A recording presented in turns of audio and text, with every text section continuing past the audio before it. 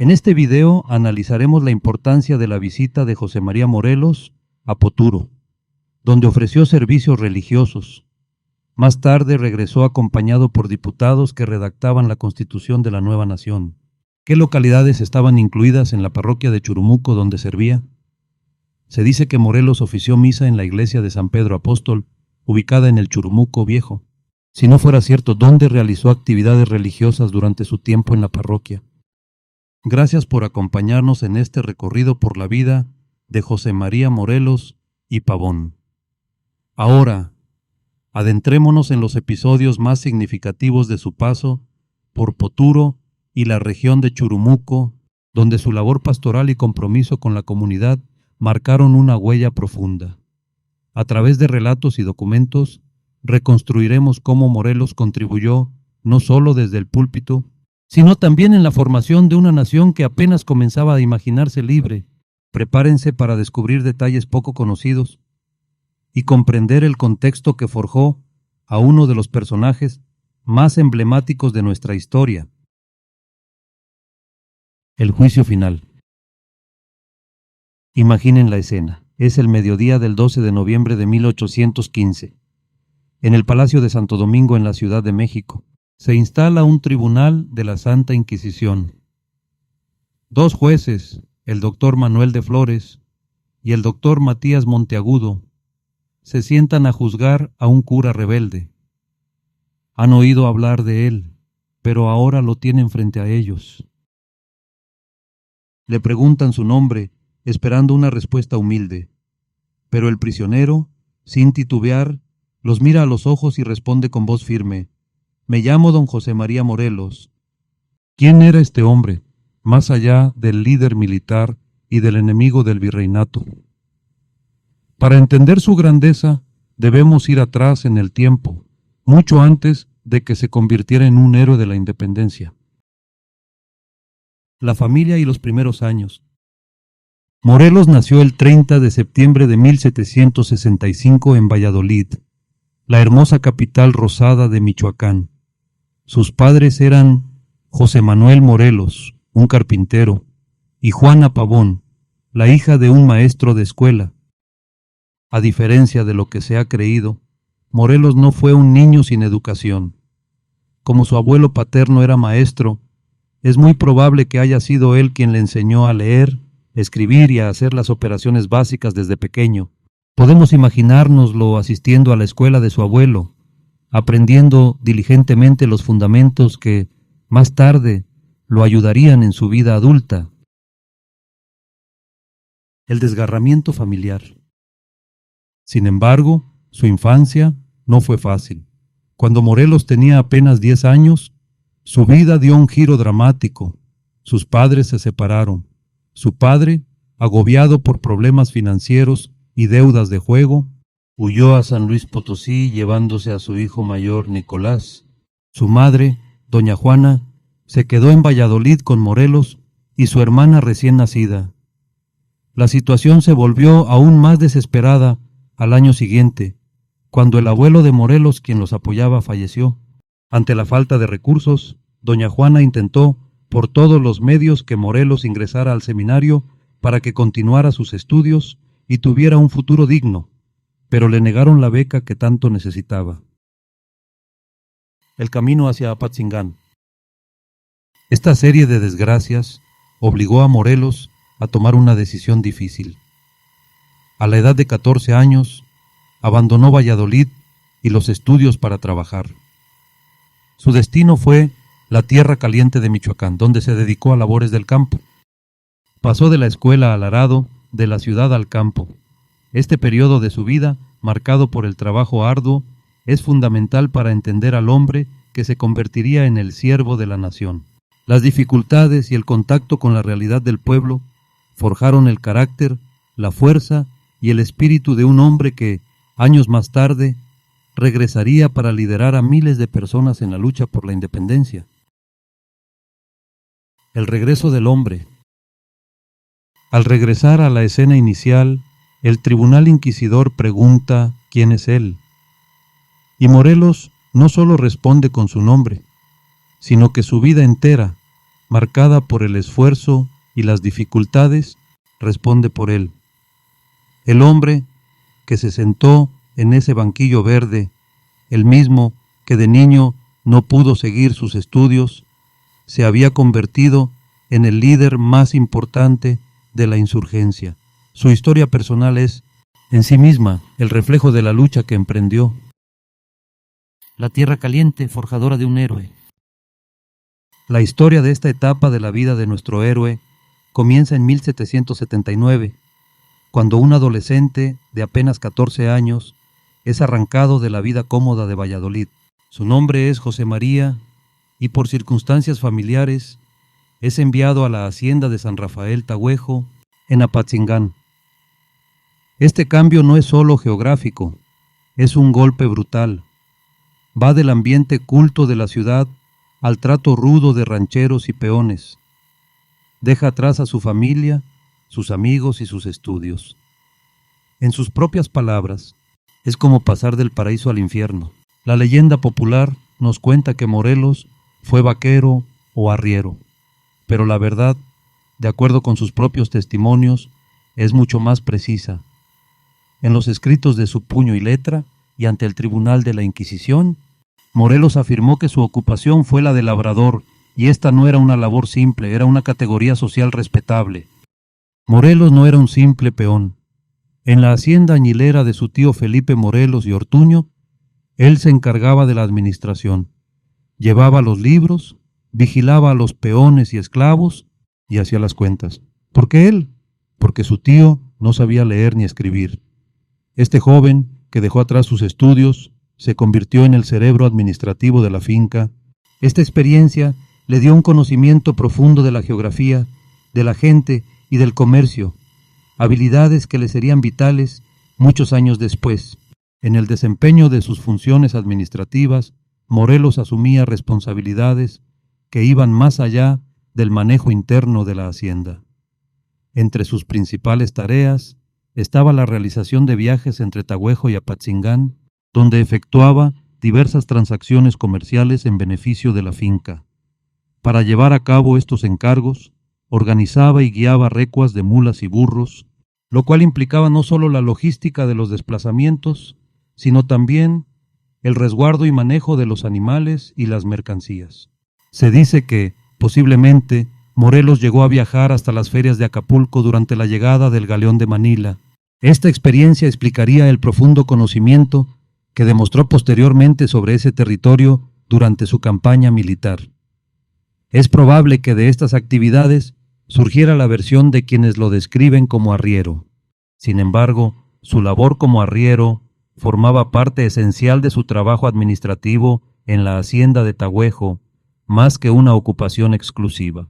La vida en la hacienda no era fácil. Era una época de injusticias y violencia. Morelos fue testigo de la crueldad de los capataces, de los castigos brutales a los peones y esclavos.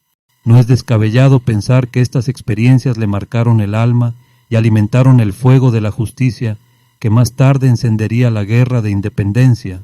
Pero no todo fue sufrimiento. Había momentos de alegría y camaradería, las carreras a caballo, las noches bajo las estrellas, las leyendas de los viejos y sobre todo la compañía de las mujeres de la tierra caliente. El joven Morelos se sintió atraído por su belleza y su energía. Si bien años después haría un sacrificio personal al ordenarse sacerdote, Herrera Peña sugiere que en su juventud conoció el amor y la pasión. El legado de Apatzingán. 10 años después de su llegada, Morelos se va de la tierra caliente para continuar sus estudios. Siente que deja una parte de sí mismo en esa tierra, pero no se va para siempre. Un cuarto de siglo más tarde, en 1814, el general Morelos regresa, no como un joven labrador, sino como el líder de la insurgencia. Vuelve a esa tierra que lo vio crecer para un momento histórico. En Apatzingán se proclamaría un documento fundamental, el Decreto Constitucional para la Libertad de la América Mexicana. Ahí se declara la soberanía del pueblo, el derecho de una nación a forjar su propio destino. Morelos El mismo hombre que años atrás dirigía la finca, ahora dirigía una nación en ciernes. Se le describe vestido como un campesino, con el machete de cañero a un lado, una herramienta de trabajo convertida en un arma de guerra. Su vida en la tierra caliente lo moldeó. Lo hizo consciente de las injusticias. Le dio un profundo conocimiento de la gente y le mostró la belleza de una tierra que él consideró suya. Es la historia de un hombre que se forjó en la adversidad y que muchos años después regresó a sus orígenes para dar luz a una nación. Morelos y la capellanía, el camino a la educación. A menudo, la historia nos ha pintado a Morelos como un arriero o un vaquero que, casi de la noche a la mañana, deja el campo para convertirse en sacerdote y líder militar. Una historia romántica, sin duda, pero ¿es la versión completa? Herrera y Benítez nos muestran que el camino de Morelos no fue casualidad, sino el resultado de una estrategia familiar, de una herencia y de un litigio que nos revelan a un hombre mucho más preparado de lo que se cree. Esta etapa comienza con Morelos, a los 24 años, regresando a Valladolid.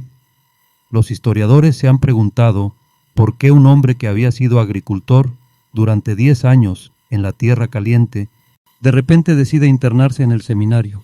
La respuesta es que Morelos no solo tenía ahorros de su trabajo, sino que también estaba a punto de recibir una herencia muy especial, una capellanía. ¿Qué es una capellanía? En pocas palabras, era una especie de fideicomiso. Un antepasado de Morelos, su bisabuelo materno, Pedro Pérez Pavón, había dejado 4,000 pesos en manos de la iglesia para que los intereses, 200 pesos anuales, se entregaran a uno de sus descendientes que se dedicara a los estudios eclesiásticos y permaneciera soltero. Esta herencia ya había sido disfrutada por su abuelo, José Antonio Pérez Pavón, y luego por un pariente lejano. En 1790, la oportunidad se presentaba de nuevo y Morelos estaba entre los 3 aspirantes a recibirla. Él alegó su derecho por ser descendiente directo del fundador de la capellanía y no de un hermano o hermana de éste, como sus oponentes. Su madre, a pesar de la edad, actuó con gran seguridad ante la corte, demostrando la urgencia y el interés de la familia en esta herencia, un litigio que revela a un hombre preparado. El caso de la capellanía se llevó ante el juzgado de testamentos, capellanías y obras pías. El juez era nada más y nada menos que Manuel Abad y Queipo, quien más tarde se convertiría en obispo y en un implacable enemigo de la independencia. Morelos se presenta ante este tribunal y la documentación de su caso revela algo sorprendente. Lejos de ser el analfabeto que la leyenda nos cuenta, Morelos era un hombre que sabía leer y escribir con fluidez, que se expresaba con propiedad y que sabía argumentar legalmente su caso. Era un labriego educado, con una base educativa sólida. La importancia de ser español. Pero había un obstáculo. Para ingresar a los colegios y universidades de la Nueva España, como el de San Nicolás, donde Morelos solicitó su inscripción, era necesario ser español y de sangre limpia. En esa sociedad de castas, los indios, mestizos y negros no tenían los mismos derechos. La historia ha debatido mucho sobre el origen de Morelos. Historiadores y artistas lo han retratado como mestizo o con rasgos mulatos.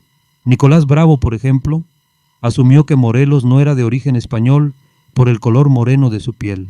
Sin embargo, para poder estudiar y recibir la capellanía, Morelos tuvo que probar su herencia española por ambas líneas, presentando su acta de bautismo, que lo registraba en el libro de españoles. En repetidas ocasiones tuvo que jurar que sus padres y abuelos eran cristianos viejos y limpios de sangre.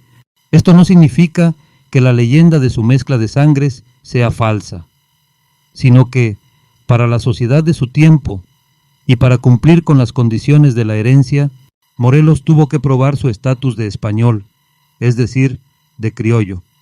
Un color de piel moreno no significaba nada en la España del Sur, donde abundaba, pero en la Nueva España era motivo de especulación. Morelos, un hombre de su tiempo, pero adelantado a él, Esta historia nos muestra a un joven determinado, que conocía sus derechos y sus orígenes, y que se valió de la ley y de la herencia familiar para alcanzar su meta de estudiar.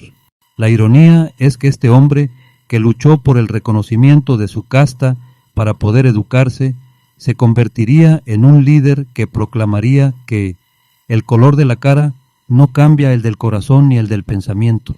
Así, la historia de Morelos, el estudiante, el litigante y el heredero, nos revela a un hombre más complejo y fascinante. No fue un arriero que, por azar, se hizo sacerdote. Fue un hombre con un plan, con una historia familiar detrás y con una visión clara para su futuro. El origen y el secreto de José María Morelos.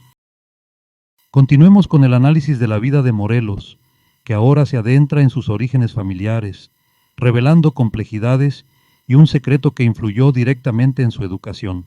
Exploraremos el linaje de Morelos, tanto paterno como materno, y la verdad detrás de su famoso apellido, y Pavón. El nombre y la casa paterna. El nombre con el que la historia lo conoce, José María Morelos y Pavón, no es el legal.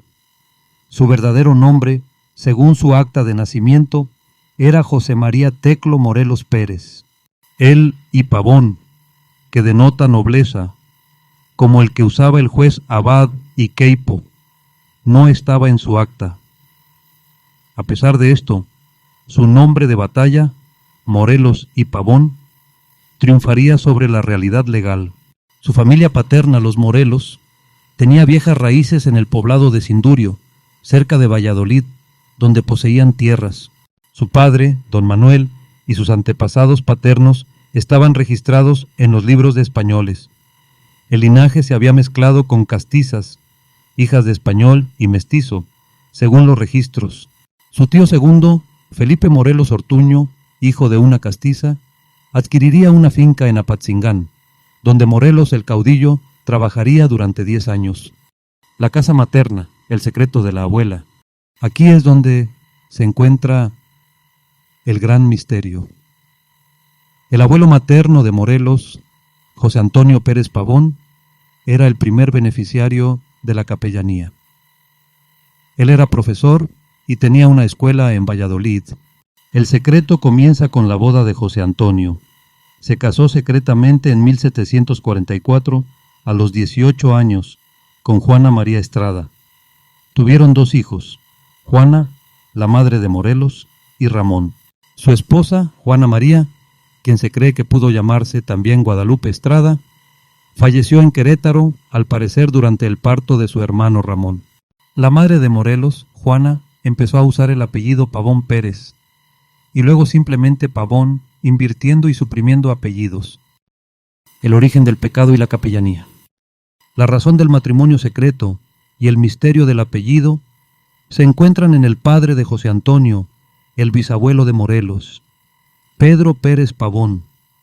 Don Pedro, hacendado y ganadero, tuvo a su único hijo, José Antonio, con una misteriosa mujer libre. Don Pedro no se casó con ella, aunque la amaba y la sostuvo. Sí reconoció a su hijo, José Antonio, le dio sus apellidos y lo registró en el libro de españoles. La gran pregunta es, ¿por qué no se casó con ella si no tenía impedimento legal? La hipótesis más fuerte es la presión social y los prejuicios. Herrera Peña especula que la mujer libre pudo haber pertenecido a alguna de las castas consideradas infames, posiblemente mulata. Este pecado del bisabuelo, tener un hijo con una mujer de casta, es la clave del testamento. El testamento y el truncamiento del linaje. Al morir, don Pedro Pérez Pavón destinó casi 1/3 de sus bienes, 4,000 pesos, a fundar la capellanía en favor de su hijo José Antonio. Las condiciones impuestas eran: 1, que permaneciera soltero; 2, que se dedicara a los estudios eclesiásticos. El testador sabía, o al menos no quiso saber, que su hijo ya se había casado y enviudado. El verdadero propósito del testador era truncar el desarrollo del linaje. Él quería evitar que la sangre de su hijo, que corría con las 2 sangres, la buena y la mala, la blanca y la negra, se reprodujera más. José Antonio cumplió. se fue a Valladolid para estudiar y enseñar, prolongando los estudios eclesiásticos sin ordenarse sacerdote. El tercer capellán y la condición de Morelos. La capellanía quedó vacante en 1789, después del abuelo, el primer capellán, y de un pariente lejano, el segundo. Morelos era el candidato lógico en la tercera generación. Los hermanos mayores, incluido Nicolás, y su tío Ramón, estaban descartados por haberse casado o no interesarse en los estudios. Morelos, el labrador de Apatzingán, había logrado conservarse soltero y era inclinado a los estudios.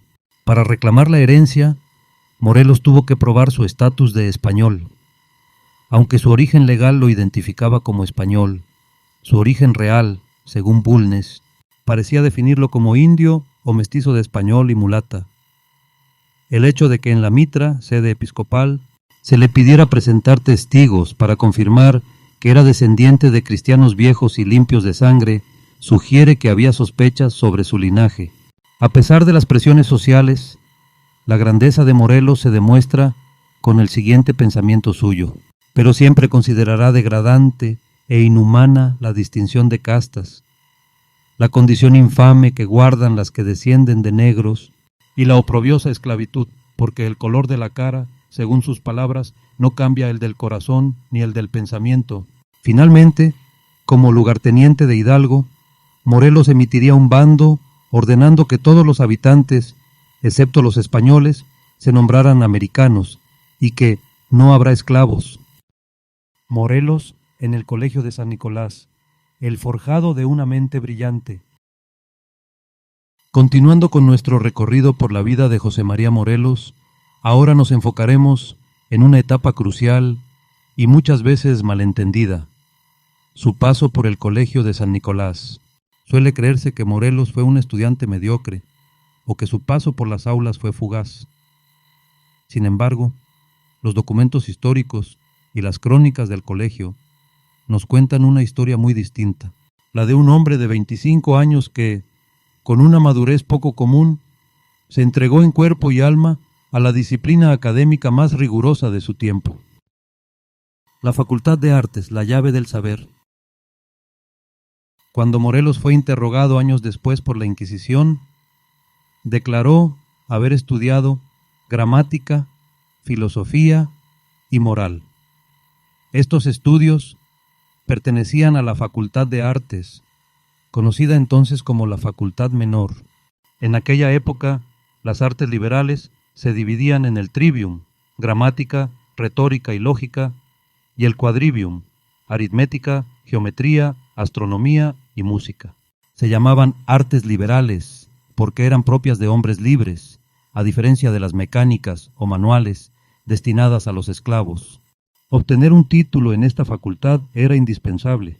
Era la llave que abría la puerta a las facultades mayores como derecho, medicina o teología. La vida como colegial y la disciplina de San Nicolás. Morelos no solo fue un alumno, fue un estudiante colegial, lo que significa que era un alumno interno que vivía bajo una disciplina casi monástica. El Colegio de San Nicolás, en Valladolid, era un centro de excelencia que seguía los mismos estatutos que la Universidad de Salamanca. La rutina era agotadora. Los estudiantes dedicaban 8 horas diarias al estudio, comenzando con misa a las 5 de la mañana y terminando a las 9 de la noche. Incluso las comidas eran momentos de aprendizaje, donde alumnos de todos los grados convivían con los profesores y el rector. ¿Y quién era el rector en ese entonces? Nada menos que el maestro Miguel Hidalgo y Costilla, quien presidía un ambiente cultural de altísimo nivel. El mito del mal estudiante versus la realidad. Existe una leyenda, propagada por historiadores como Alamán y otros, de que Morelos era poco instruido. Pero las pruebas dicen lo contrario. Morelos logró completar el ciclo de latín en solo 2 años, una proeza que normalmente tomaba de 3 a 5 años. El latín era la lengua sabia, obligatoria en las aulas. Morelos no solo la aprendió, sino que la usó como lengua de trabajo y estudio durante toda su vida profesional. Su educación le permitió sintetizar 2 sabidurías: la popular, rural y llena de refranes, y la culta, académica y sentenciosa en latín. Un ejemplo de esta mezcla está en Los sentimientos de la nación, donde combina imágenes campesinas con citas bíblicas en latín. El gran sacrificio económico. Estudiar en San Nicolás era un lujo carísimo. La colegiatura costaba 300 pesos al año. Para que se den una idea de la magnitud, como labrador en Apatzingán, Morelos ganaba apenas 150 pesos al año.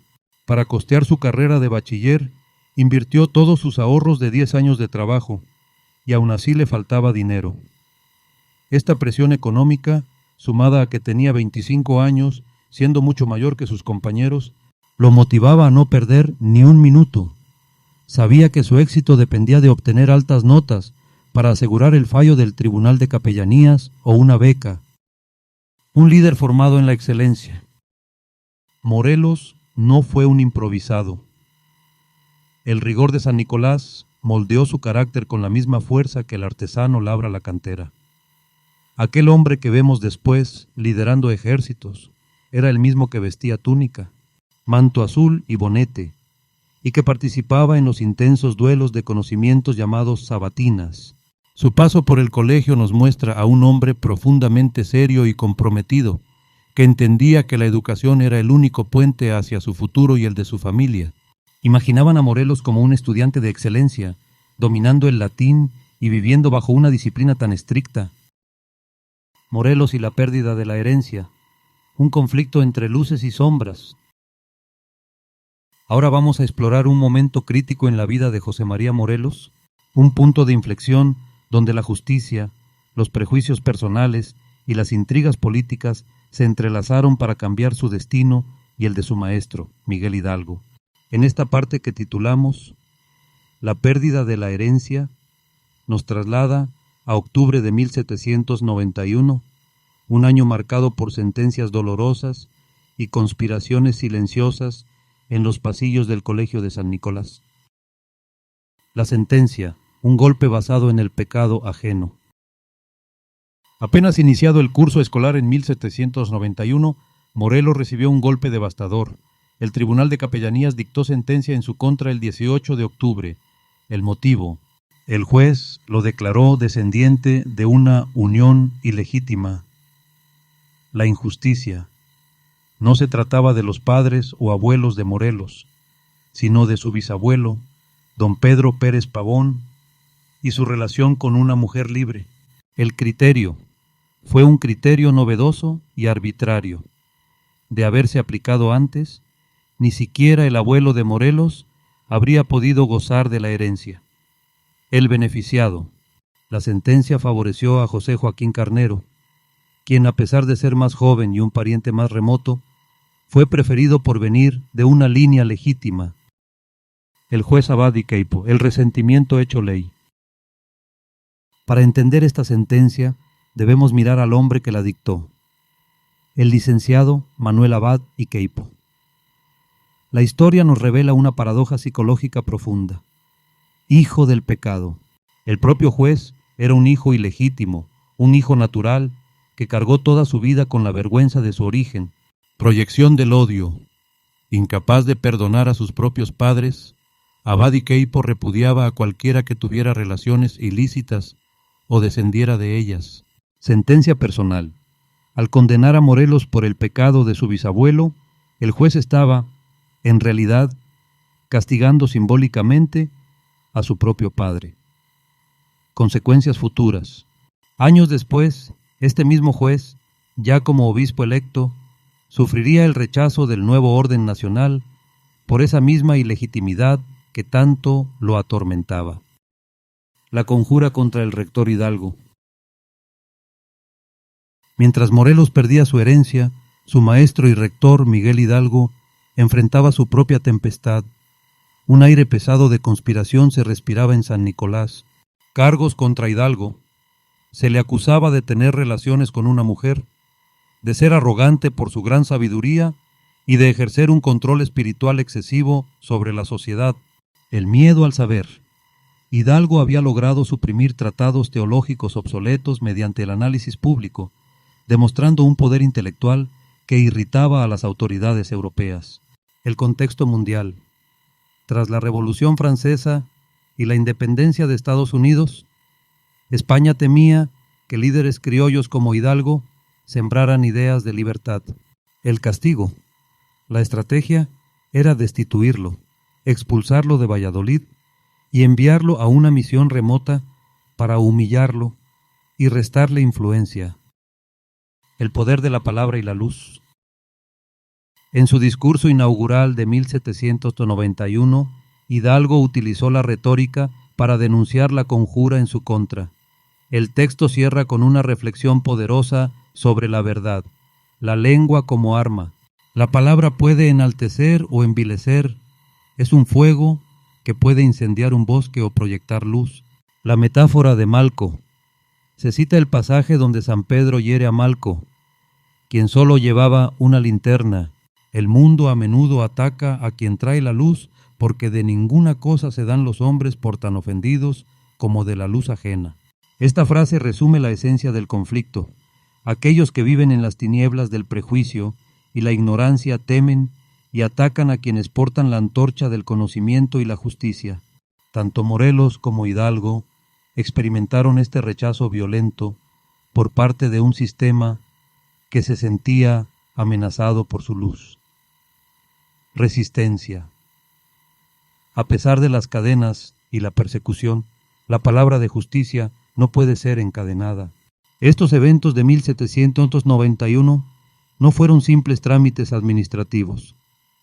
Para Morelos, la pérdida de su herencia por un prejuicio de casta y legitimidad reforzó su convicción de que el color de la cara no cambia el del corazón. Para Hidalgo, la conjura fue el preludio de su destino insurgente. Ambos hombres, golpeados por las tinieblas de su época, terminaron por convertirse en la luz que alumbraría el camino hacia una nueva nación. La remoción del rector Hidalgo. El obispo Fray Antonio de San Miguel, cansado y enfermo, a sus 76 años, se vio presionado por un grupo enemigo de Hidalgo que buscaba su destitución. El pretexto moral era que se acusaba a Hidalgo de romper su voto de castidad y de tener una relación con Manuela Ramos Pichardo, con quien tuvo 2 hijos, Agustina y Lino Mariano. La hipocresía eclesiástica. El obispo conocía estos hechos desde hacía años, pero consideraba hipócritas a los acusadores. San Miguel sabía que muchos otros clérigos tenían faltas similares o peores, desde prácticas homosexuales hasta vicios más graves. La decisión. A pesar de su comprensión, el obispo no tuvo voluntad para resistir las presiones y decidió remover a Hidalgo de su puesto académico para enviarlo como cura a Colima.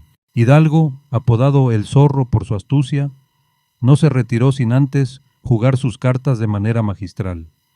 En su respuesta al obispo, agradeció profundamente los 20 años de cátedra y la confianza pasada, pero omitió deliberadamente agradecer el nuevo nombramiento en Colima. El juego del interinato. Cuando el obispo intentó suavizar el golpe, diciendo que su envío a Colima era un interinato provisional, Hidalgo le dio una estocada. Exigió que, si su salida era interina, también el nombramiento de su sucesor en San Nicolás fuera interino. El resultado, el prelado tuvo que ceder y nombró al doctor Iturriaga como rector interino, un cargo que curiosamente terminó durando 5 años. José María Morelos, el estudiante antes del héroe. Imaginemos a nuestro héroe como estudiante, como joven disciplinado, que se abrió paso en los salones de Valladolid y en la Universidad de México.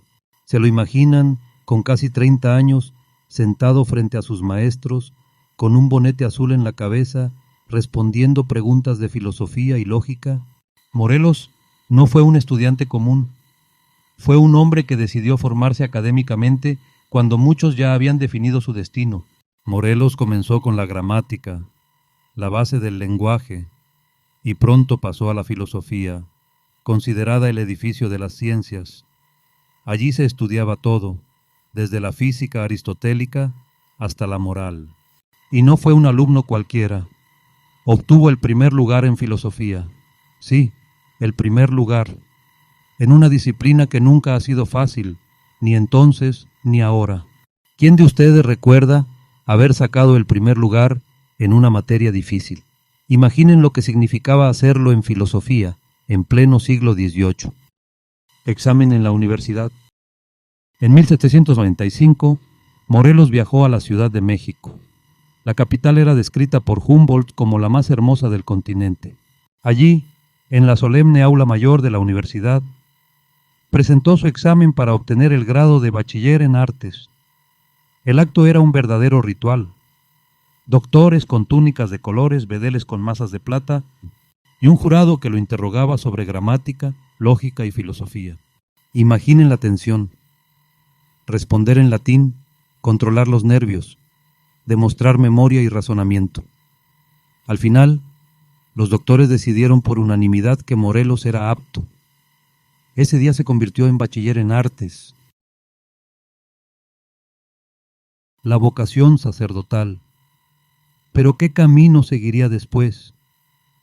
Aunque tenía inclinaciones hacia la administración y la enseñanza, la falta de recursos y la tradición familiar lo llevaron al sacerdocio. El sacerdote, en esa época, era maestro, administrador y guía espiritual. Inspirado por Miguel Hidalgo, Morelos aceptó ese destino. El sacerdote era visto como alter Christus, otro Cristo. ¿Se dan cuenta? Antes de ser insurgente, Morelos fue un hombre de fe, un intelectual, alguien que se preparaba para enseñar y administrar almas. Así que cuando pensemos en Morelos, no lo reduzcamos solo al héroe militar. Recordemos también al estudiante disciplinado, al bachiller que se ganó su título con esfuerzo, y al hombre que eligió el sacerdocio como camino. Esa formación académica y espiritual fue la base sobre la cual se levantó el líder que más tarde cambiaría la historia de México. Morelos, el seminarista. Imaginemos a Morelos, ya prisionero, sentado frente al tribunal del Santo Oficio.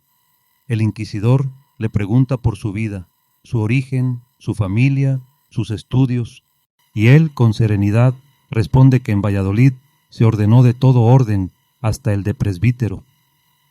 Esa frase nos abre la puerta a su etapa como seminarista, una etapa decisiva que moldeó su pensamiento y su carácter. El inicio de sus estudios eclesiásticos.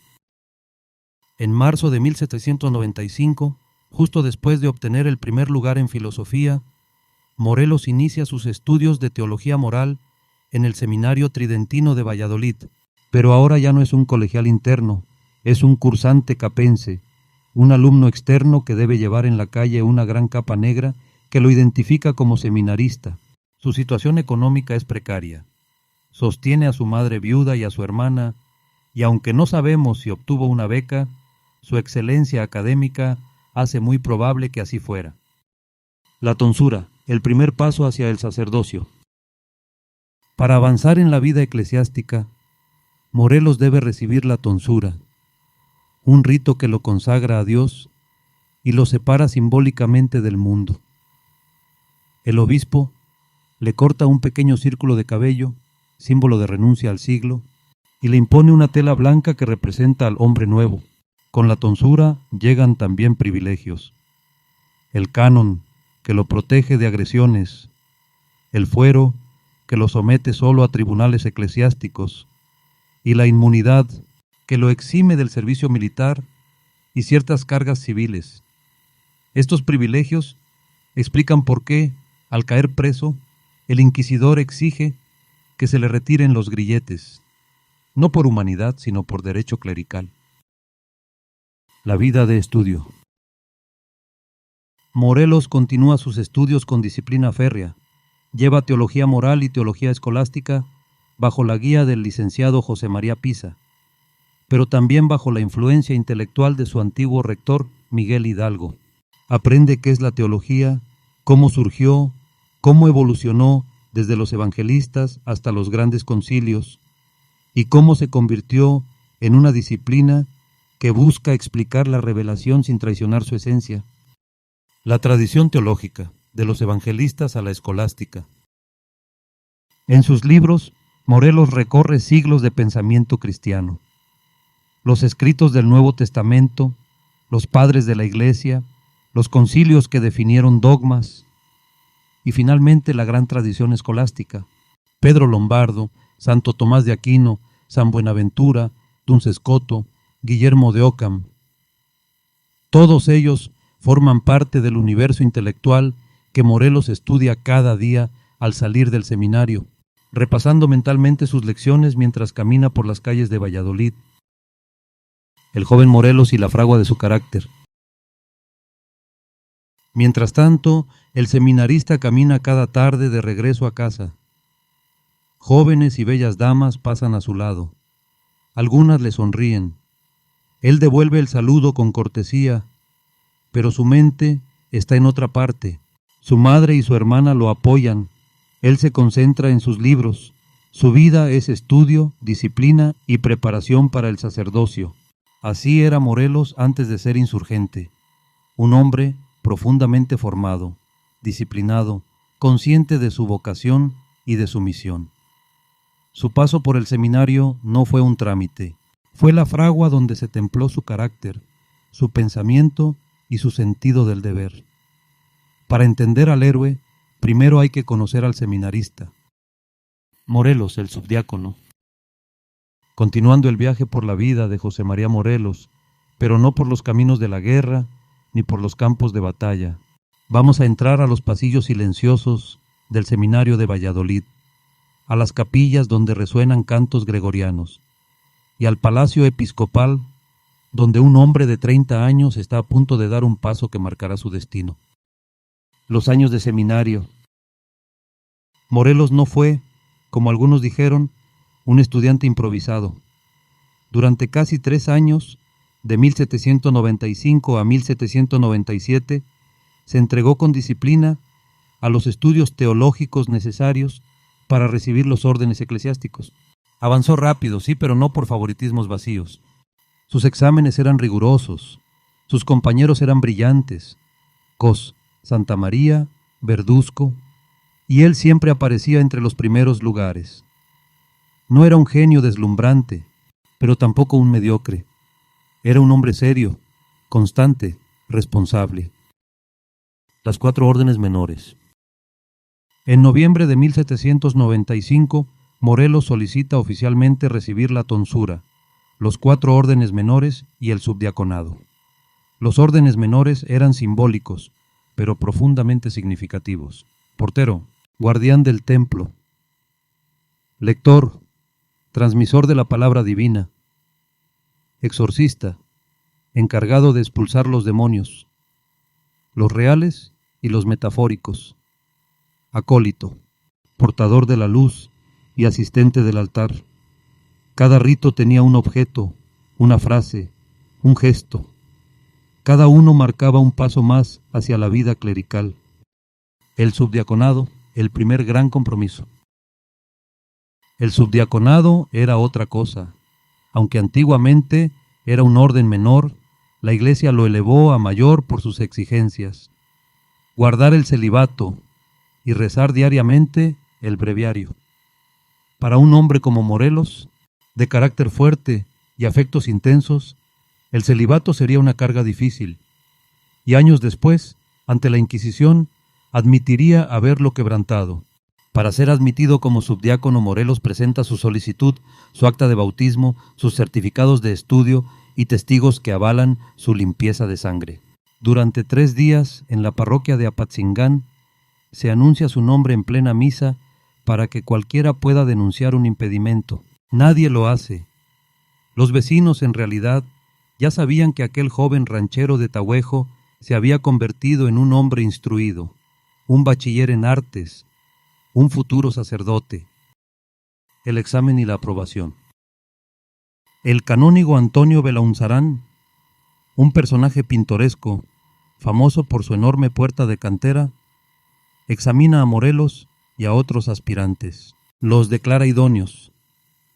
El obispo, Fray Antonio de San Miguel, aprueba las diligencias. Todo está listo. La ceremonia en el Palacio Episcopal. Es 13 de diciembre de 1795. En el oratorio del Palacio Episcopal, Morelos recibe los órdenes menores. Una semana después, el 19 de diciembre, llega el gran día, la ordenación como subdiácono. La catedral está llena de luz, incienso y cantos. Morelos avanza cuando el obispo lo llama. Se postra rostro en tierra durante las letanías. Toca el cáliz, la patena, el libro de las epístolas. Recibe el manto, el alba, el cordón y el manípulo. Cada prenda es un símbolo. El manto del soldado romano lo convierte en soldado de Cristo. El alba, pureza. El cordón, castidad. El manípulo, esfuerzo y lágrimas.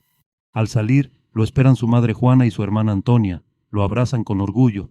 También están sus padrinos y varios amigos españoles de Valladolid, quienes un mes antes habían declarado ante la mitra que Morelos era cristiano viejo y limpio de sangre.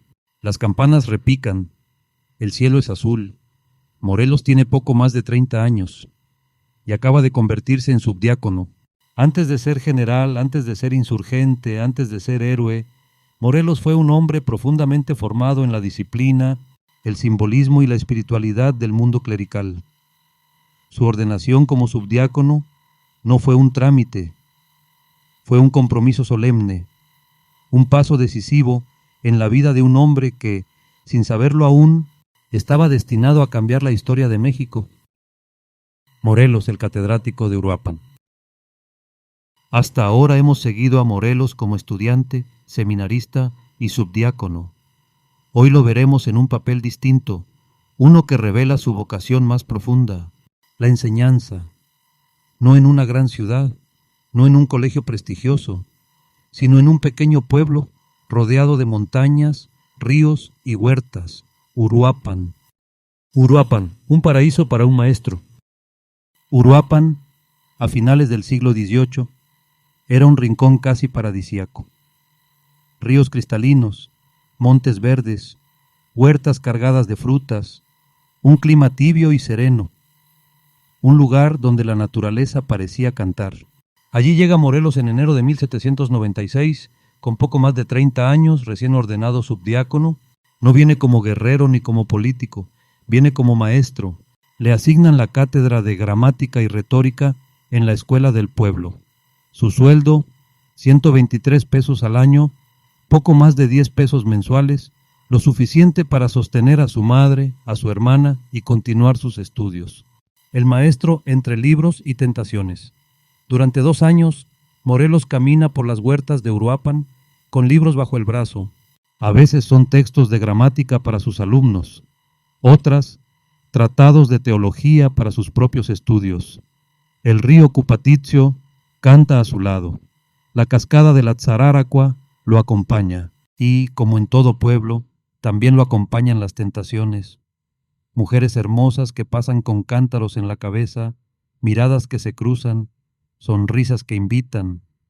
Apatzingán está cerca y allí vive un recuerdo que lo llama. Pero Morelos resiste, se aferra a sus libros, a su vocación, a su disciplina, el catedrático en acción. Sus alumnos son pocos, apenas 5, de distintas edades y niveles. Pero Morelos no se desanima, los atiende uno por uno, con paciencia y rigor. En agosto de 1797, 19 meses después, los presenta a examen público. 2 pasan de gramática a retórica, 3 están listos para iniciar filosofía. El cura Herrera, vicario, juez eclesiástico y comisario del Santo Oficio, certifica su eficacia. Morelos ha cumplido con excelencia. El estudiante que nunca deja de estudiar. Pero Morelos no solo enseña, también sigue estudiando. Viaja constantemente entre Uruapan y Valladolid para asistir al seminario. Allí continúa teología moral y escolástica y añade nuevas materias. Rúbricas, escritura santa, historia eclesiástica, derecho canónico, liturgia, elocuencia sagrada, canto de la iglesia.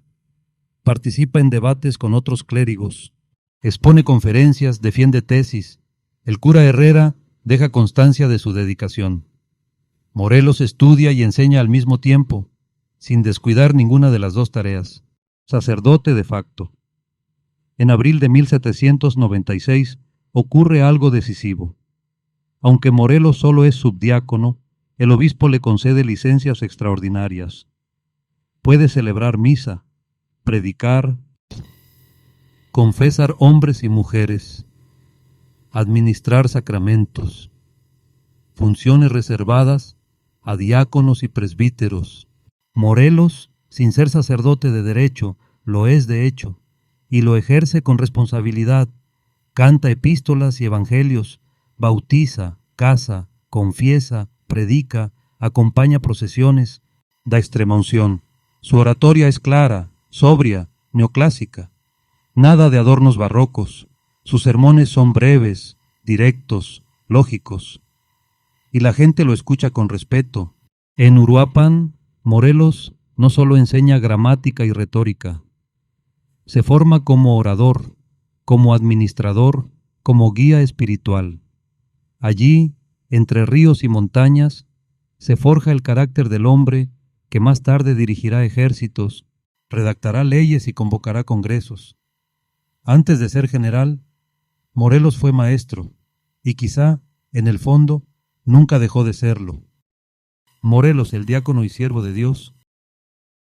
En este punto de la vida de José María Morelos, ya lo hemos visto como estudiante brillante, como seminarista disciplinado, como subdiácono responsable y como maestro en Uruapan.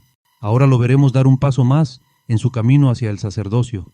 El diaconado, un orden que lo acercará aún más a la vida espiritual y también al destino histórico que lo esperaba. La solicitud del diaconado. Es agosto de 1796. Morelos, después de conceder vacaciones a sus alumnos en Uruapan, viaja a Valladolid. Tiene más de 30 años, una edad madura para un aspirante al diaconado. Presenta su solicitud al obispo, pide ser admitido al sacro diaconado. Explica que no puede esperar meses porque tendría que abandonar su cátedra y con ella el sustento de su madre viuda y su hermana. Además, sus alumnos perderían tiempo. Ha terminado el 3er año de teología e iniciado el 4º. Cumple con los requisitos y el obispo, reconociendo su situación, le concede una gracia especial.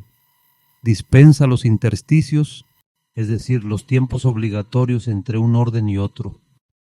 Las amonestaciones públicas.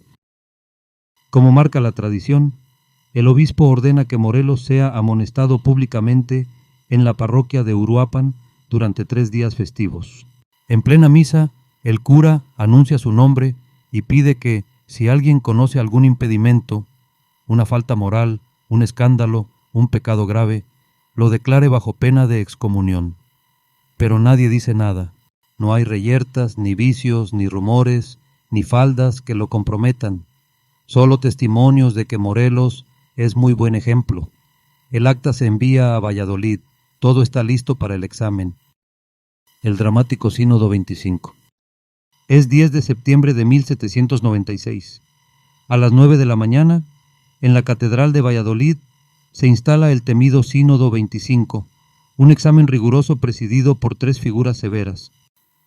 El penitenciario Vicente Gallaga, el doctoral Manuel Iturriaga y el lectoral Manuel de la Bárcena. Los aspirantes son 6. Morelos está en segundo lugar para el diaconado. El examen es duro, despiadado. Las calificaciones van de positivo óptimo a negativo. Nadie obtiene la nota máxima. El mejor sustentante recibe un positivo medio. Morelos obtiene positivo ínfimo, 8 1/3. No es una nota brillante, pero sí sólida. Y considerando la dureza del sínodo, es un logro notable. Queda en segundo lugar entre los aspirantes. Otros no corren con la misma suerte. Uno pasa de milagro, 2 quedan sin calificación, y uno es reprobado de manera fulminante. El acta concluye con una frase seca. Y se finalizó el sínodo. Un examen que dejó temblando hasta las piedras. El diácono Morelos, siervo de Dios. Tras el examen, Morelos realiza 9 días de ejercicios espirituales. El 21 de septiembre de 1796, festividad de San Mateo, el obispo celebra órdenes mayores en el oratorio de su palacio episcopal. Morelos es ordenado diácono. En tercer lugar, entre 7 aspirantes. Ser diácono significa ser diáconos, siervo. Es quien sirve a los pobres, administra bienes, ayuda al presbítero, lee el evangelio, bautiza y asiste en la misa. Durante la ceremonia, el obispo le impone 2 nuevas vestiduras: la dalmática, túnica larga y ornamentada; la estola, símbolo del yugo del Señor.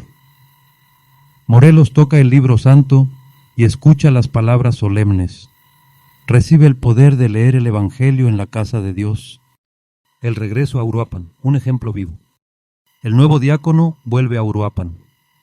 Continúa sus estudios de teología pastoral, sigue enseñando gramática y retórica, administra sacramentos y predica con claridad y sobriedad. Las tentaciones del pueblo siguen ahí: miradas furtivas, sonrisas insinuantes, pasos ondulantes. Pero Morelos permanece firme. Su vida es frugal, disciplinada, ejemplar. Años después, cuando la guerra lo haya desgastado y el Congreso lo haya despojado de su mando, recordará con nostalgia aquellos días tranquilos junto al río Cupatizio y volverá a Uruapan, ya no como maestro, sino como jefe del Ejecutivo insurgente, acompañado de Pachita, su compañera oaxaqueña, y de su hijo José, recién nacido. El diaconado no fue solo un paso más en la carrera eclesiástica de Morelos, fue un momento de consolidación espiritual, de servicio, de humildad. El hombre que años después sería llamado siervo de la nación, comenzó siendo, literalmente, siervo de Dios. Y en esa doble vocación, espiritual y política, se encuentra la esencia del Morelos que transformó la historia de México. Morelos, el presbítero. Hasta este punto hemos acompañado a José María Morelos en su largo camino: estudiante disciplinado, seminarista aplicado, subdiácono responsable, diácono ejemplar y maestro en Uruapan. Ahora llegamos al momento culminante de su vida eclesiástica: su ordenación como presbítero, el grado más alto antes del sacerdocio pleno. Ampliación de licencias, un clérigo en ascenso. Antes de solicitar el presbiterado, Morelos pide algo importante: que sus licencias para celebrar misa, confesar y predicar, que ya ejercía en Uruapan, se extiendan a los curatos vecinos. La mitra acepta. Morelos ya no es solo un clérigo local, es un servidor disponible a donde haya necesidad. Pero su mirada está puesta en algo mayor: el presbiterado, el orden que lo convertirá en sacerdote. El presbiterado, el paso decisivo. El presbítero es, en esencia, el hombre dedicado a lo sagrado, el que consagra el cuerpo y la sangre de Cristo, el que absuelve pecados, el que guía almas. Para llegar a este orden se requiere buena conducta, haber sido diácono, tener al menos 24 años y haber cursado la mitad del 4º año de teología. Morelos cumple con todo. Tiene 32 años, una vida intachable y estudios avanzados. La solicitud y las amonestaciones. En agosto de 1797, Morelos presenta su petición formal al obispo de Michoacán. Adjunta certificados, títulos y constancias. Como marca la tradición, su nombre se anuncia en Uruapan durante 3 días festivos, en plena misa, para que cualquiera pueda denunciar un impedimento, pero nadie lo hace. Ni tentaciones, ni rumores, ni faltas. Morelos sigue siendo muy buen ejemplo. Una inesperada dilación. Todo parecía listo, pero surge un obstáculo. Algunos consejeros del obispo, entre ellos quizá Abad y Queipo, señalan que Morelos aún no concluye formalmente sus estudios teológicos. No lo acusan de ignorante, no cuestionan su capacidad, solo piden esperar. El anciano obispo, temiendo una trampa, decide retener a Morelos en Valladolid y lo interna en el seminario para que termine sus cursos. 4 meses más tarde, Morelos concluye sus estudios. Ya nada lo detiene. La batalla por la capellanía, la voz de su madre. Mientras Morelos estudia, ocurre un episodio revelador. El Tribunal de Capellanías declara vacante la herencia familiar del bisabuelo de Morelos, pero excluye a los descendientes directos, entre ellos al propio José María. La razón: prejuicios contra la ilegitimidad. Entonces aparece una figura formidable, doña Juana María Pavón, su madre. Indignada, enfrenta al juez Abad y Queipo y lo obliga a reconocer los derechos de su hijo. Le recuerda la ley, el testamento y la moral. Defiende la dignidad de su linaje. Gracias a ella, Morelos entra al concurso. No ganará la capellanía, pero ganará algo más profundo: la certeza de que su madre siempre luchó por él. Aprobación final. El 20 de diciembre de 1797, el obispo revisa por última vez el expediente. Todo está en orden. Morelos es idóneo, suficiente, digno.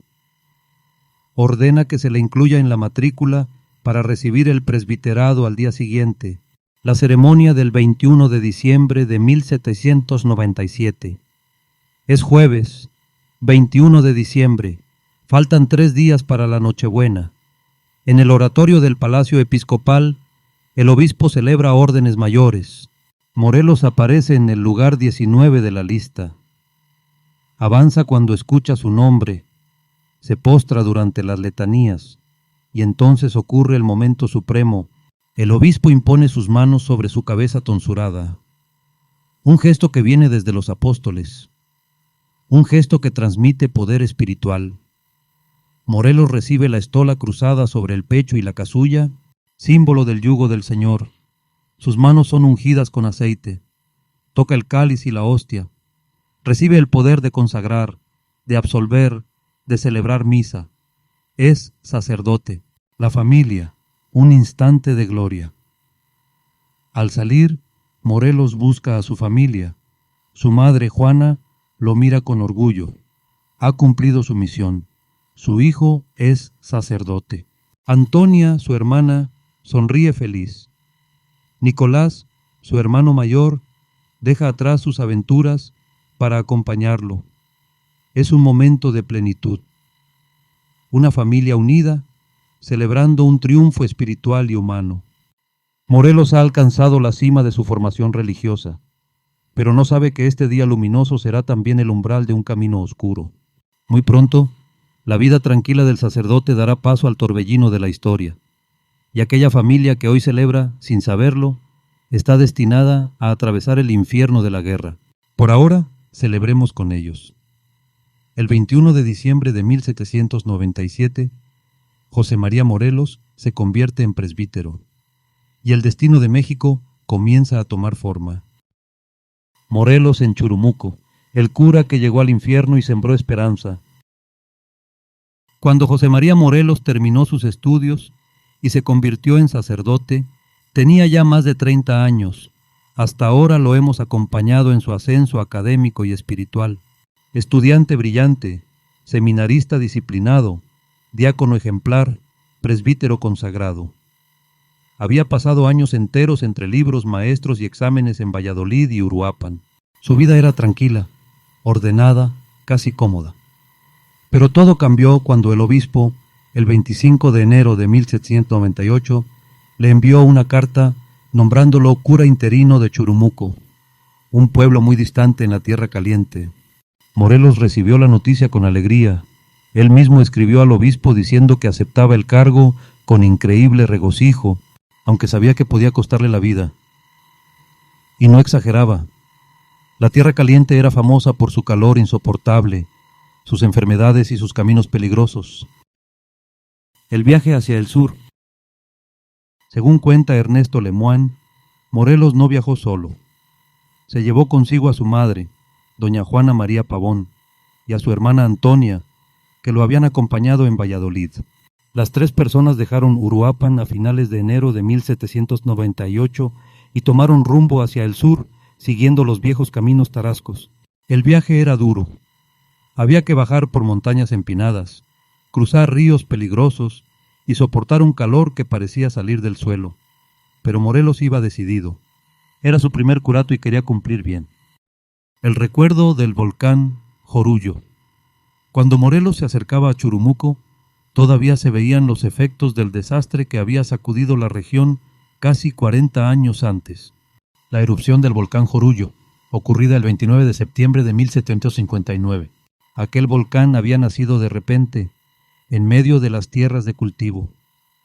El suelo se abrió, la tierra tembló durante días, y enormes montones de lava negra se extendieron por kilómetros.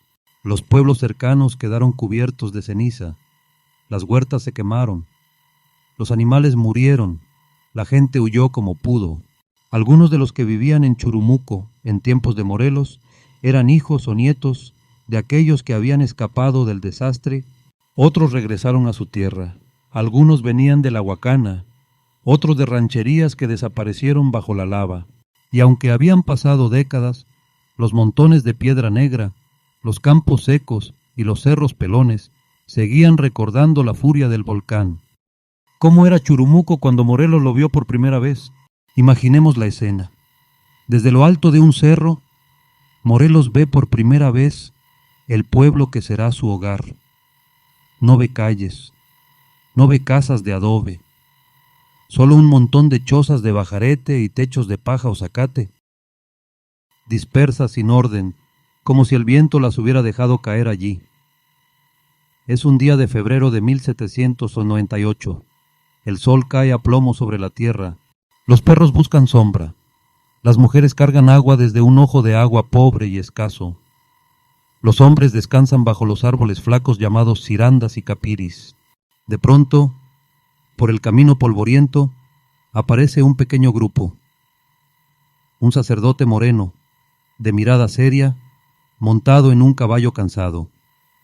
Y detrás de él, dos mujeres, una mayor, de rostro firme, y una joven de mirada tímida. La gente del pueblo se asoma desde las puertas de sus chozas. Los niños corren detrás del caballo. Las mujeres murmuran: debe ser el nuevo cura. Dicen que viene de Valladolid y trae a su familia. Morelos saluda con respeto. No viene con aires de grandeza. Viene a servir. La gente, acostumbrada a curas que duraban poco o que no querían vivir allí, se pregunta si este nuevo sacerdote aguantará el calor, la pobreza y la peste.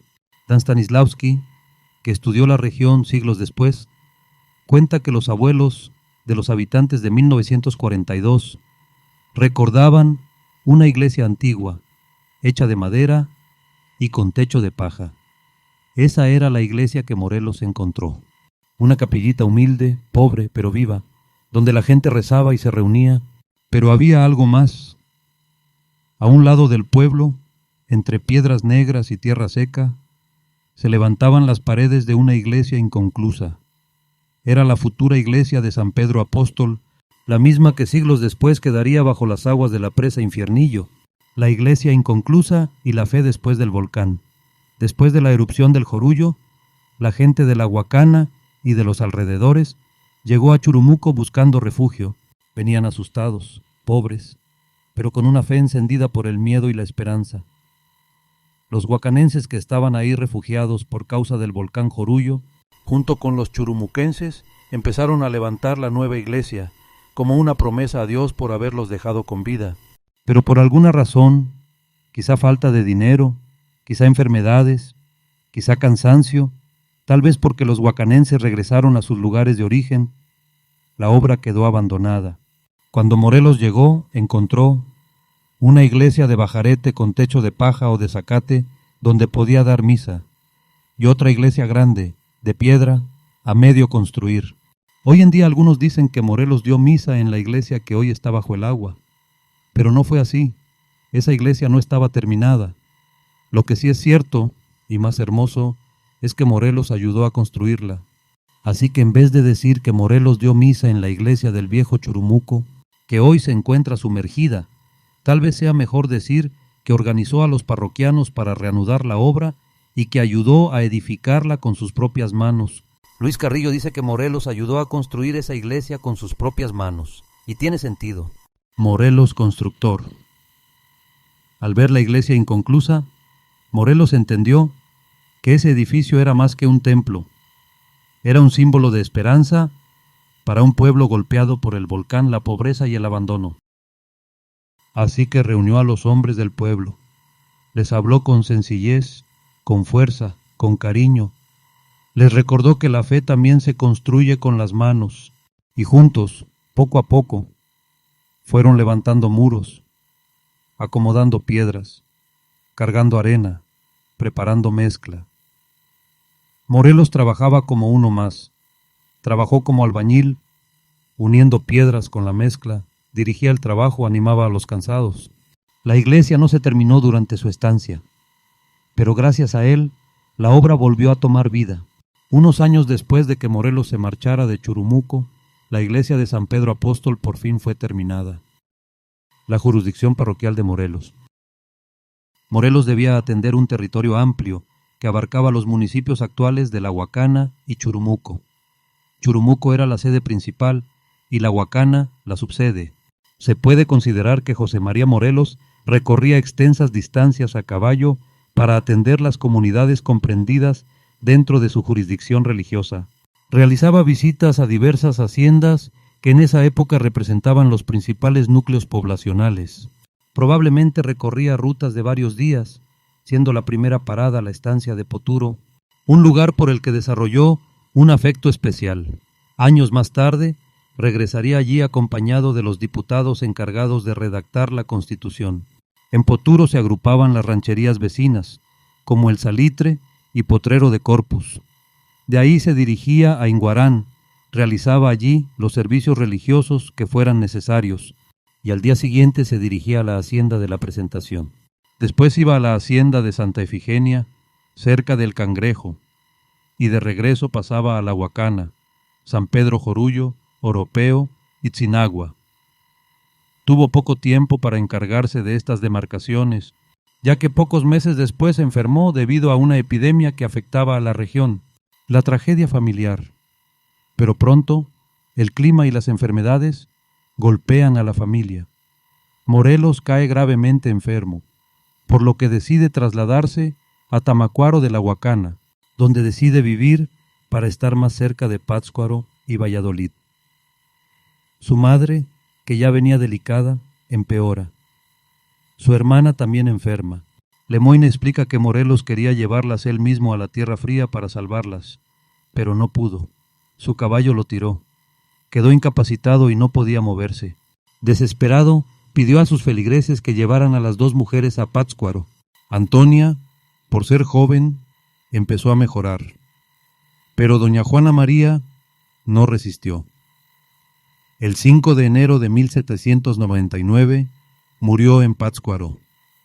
Morelos no pudo estar a su lado. Estaba enfermo, postrado y sin permiso para salir del curato. Un funeral digno, aunque costoso. Lemoine cuenta que Morelos había dejado instrucciones para que, si su madre moría, se le hicieran funerales completos y dignos. El costo fue altísimo, 167 pesos y 6 reales. Morelos no tenía dinero para pagarlos. Un feligrés de Churumuco, don Juan, pagó la mayor parte. El cura quedó debiendo 7 pesos y 6 reales. Así era la vida del hombre que años después sería llamado siervo de la nación. Pobre, enfermo, solo y con el corazón roto. Muchos años después, algunos insinuaron que Morelos no fue a ver a su madre porque no quería perder ingresos. Nada más falso. Morelos no fue porque su debilidad por la enfermedad le impedía moverse. Intentó montar a caballo para trasladar a su madre y hermana a Pátzcuaro en busca de tratamiento, pero cayó del animal por su falta de fuerzas. Estaba enfermo, caído, paralizado por el accidente y sin permiso para salir del curato. Y aún así, su corazón estaba con ella. Su carta del 3 de enero es una de las más dolorosas de su vida. 15 años después, el hijo vuelve a la tumba. En enero de 1814, derrotado en Valladolid, enfermo y perseguido, Morelos pasa por Pátzcuaro. Hace un alto. Va al cementerio junto al Templo de la Salud. Se arrodilla ante la tumba de su madre. Ora unos instantes y sigue su camino hacia la tierra caliente, hacia otra derrota, hacia otro dolor. Era 4 de enero, un día antes del aniversario de su muerte. Rumbo a Carácuaro, un nuevo destino. En abril de 1799, el obispo decide mover piezas. Envía al cura de Carácuaro a Churumuco y a Morelos a Carácuaro. Morelos obedece, no agradece con entusiasmo. Ya sabe que no es capellán, como su madre le hizo creer para animarlo, pero acepta su destino. Carácuaro no es mejor que Churumuco. Es igual de pobre, igual de caluroso, igual de olvidado. Pero Morelos se prepara, ensilla su caballo y parte. El camino es largo, peligroso, lleno de veredas, precipicios y bosques cerrados. Pero allá va, a cumplir su deber, a seguir adelante. Un cura que se volvió parte del pueblo. Morelos no solo dio misa, no solo confesó, no solo bautizó. Morelos se volvió parte del pueblo. Aprendió sus caminos, sus dolores, sus enfermedades, sus costumbres. Sufrió con ellos, trabajó con ellos, los escuchó, los defendió. Y aunque su vida en Churumuco estuvo marcada por tragedias, la enfermedad, la muerte de su madre, la pobreza extrema, también fue allí donde Morelos se templó como hombre, como líder y como futuro caudillo. Esta etapa de la vida de Morelos es la más dura, la más íntima, la más trágica. Aquí no hay batallas, ni congresos, ni proclamas. Hay enfermedad, pobreza, muerte, soledad, sacrificio. Pero también hay algo más, la forja del carácter del hombre que, años después, sería llamado siervo de la nación. En la tierra caliente, Morelos aprendió a sufrir, a resistir, a servir y a amar. Y de ese fuego salió templado para la historia.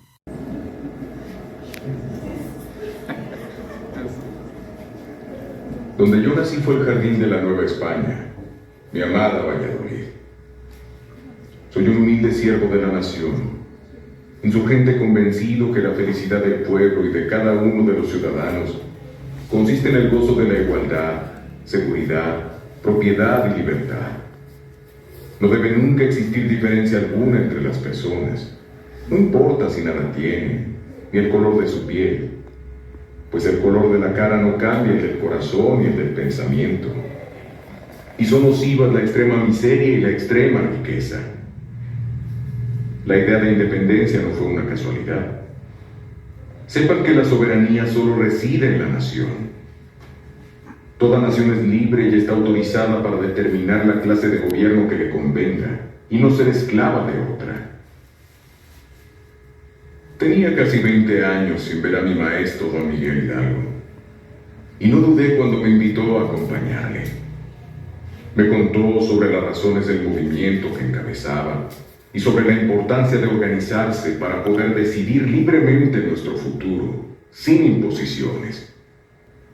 Dimos libertad a quien la merecía. Se logró la igualdad de los poderes para que ninguno esté encima de otro y que los ciudadanos que forman los pueblos y la república elijan libremente a quienes los gobiernan. Hicimos las leyes que moderan la opulencia y la indigencia, así como también aquellas para que se eduque al hijo del labrador como al del rico hacendado, para que todo el que se queje con justicia tenga un tribunal que lo escuche, lo ampare y defienda contra el fuerte y el arbitrario. A pesar de todas las diferencias de pensamiento que puedan existir entre las personas, estoy seguro que todos añoramos vivir en una gran nación, porque llegar a acuerdos por el bien común, aun con quien no coincidimos, es una virtud de la nobleza humana. Sé lo que los mexicanos anhelamos para nuestros seres queridos y para nuestro amado país.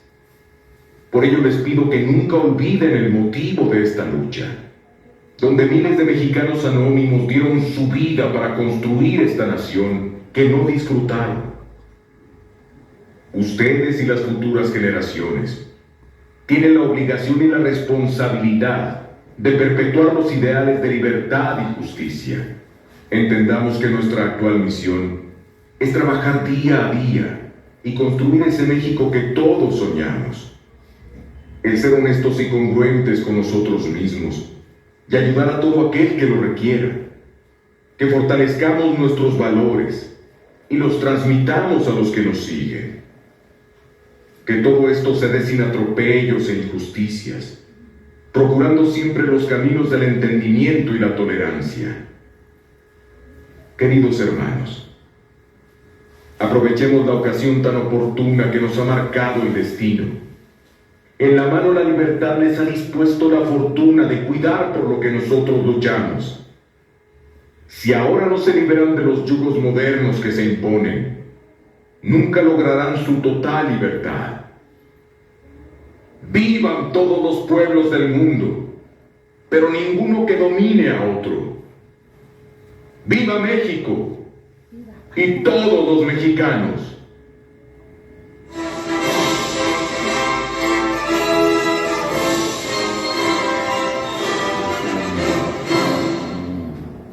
El Honorable Ayuntamiento de Morelia y la Secretaría de Turismo agradecemos su presencia y les deseamos una feliz estancia en nuestra hermosa ciudad. Juntos transformando Morelia.